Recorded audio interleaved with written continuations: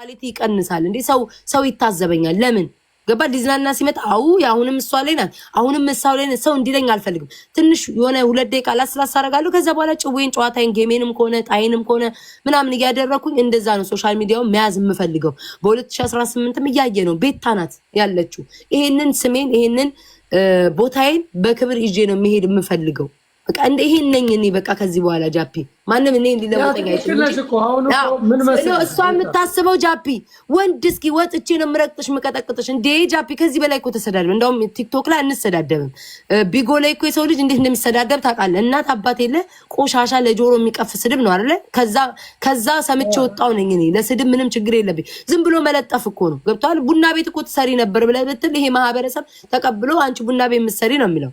ገባኪ? ምንም የሚከብድ ነገር የለም። ስም እየሰጠ ብቻ መረጋገጥ ነው። ያለ የሌለውን ወሬ እያመጣክ ያንን አልፈልግም።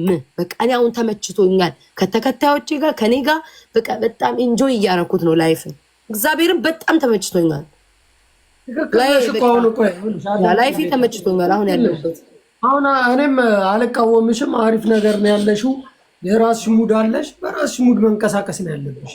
ግን አንዳንድ ጊዜ ደግሞ ዝም ብሎ ችክ ያለ ንቁቁርም እሱን እኮ ምን እኮስ ማንም እኮ አያሸንፍም። እኔም አሁን እኮ እሷን ወጥቼ ሰላም አብራችሁ አለመሆን እኮ ይቻላል። አብራችሁ አለመሆን ይቻላል። እሱንም አትችልበትም። ማስዋት እኔ አሁን ለምሳሌ ከሆነ ሰዎች ጋር የምታውቃቸው ጋር ተጣልቻለሁ። የሆነች ልጅ ተጣልቻታለሁ። ወተን ስንሰዳደብ አይተን ታውቃለን። ሳልበደል ቀርቼ መስሏል። ሴራ ሳይሰራብኝ ቀርቶ መስሏል። መረጃ ሳይኖረኝ ቀርቶ መስሏል። የድምጽ የሁሉ ነገር አለኝ።